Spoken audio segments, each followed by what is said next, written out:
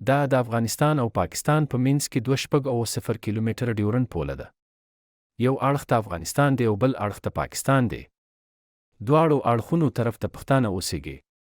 د افغانستان او پاکستان په منځ کې په دې پوله ډېرې شخړې شوې او افغانستان دا پوله په رسمیت نه پیژني. دا ولې؟ د دې پولې تاریخ به ستاسو سره په دې ویډیو کې شریک کوم. ډیورنډ کرښه د برطانوي هندوستان سکټرې مورټیم ډیورنډ او د افغانستان د امیر عبدالرحمن خان په منځ کې د یو تړون نتیجه ده. دا تړون په 2 نومبر 1993 کې په کابل کې شوی و. د دې مرکزي اهداف دا و چې د خپل حکومت حد وټاکي او د دوانو هیوادونو په منځ کې تجارت له پرمختګ ورکړي. پیرنګیان افغانستان یو خپلواک هیواد ګڼلو خو د افغانستان بهرنۍ چارې په خپله کنټرول کولې. دا یو پانړه تړون چې په 1993 کې جوړ شوی و په 2 نقطو مشتمل و. په دې نقطو کې یو دا و چې پیرنګیان به د کرښې نه بل اړخ ته د افغانستان په خاوره مداخلت نه کو.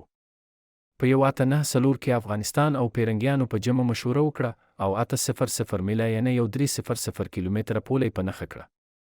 دې پولې د افغانستان د روس او برطانیې په منځ کې د جنگ یو میدان جوړ کو. دا کرښه وروسته پاکستان ته په میراث کې پاتې شو او پاکستان پکې د خپل وس مطابق بدلون وکړو.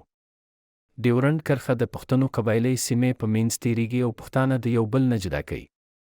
د ډیورنډ کرښه د افغانستان شمال ختیځ صوبو سره خیبر پښتونخوا، بلوچستان او شمال طرف ته ګلګت بلتستان په نښه کوي. د نړیوال سیاست په نظر کې دا په نړۍ کې یو خطرناکه پوله ده. په بین الاقوامي سته ډیورنډ کرښه د یوې پولې حیثیت لري خو افغانان دا پوله نه تسلیموي. سردار محمد داود خان چې د افغانستان تیر شوی او ولسمشر دی، دې پولې تسلیمولو ته تیار نه و او په افغانستان کې پراپیګنډه جنگ شروع کو. خو بیا وروسته د پاکستان دوره وکړه او دا پولې تسلیم کړه.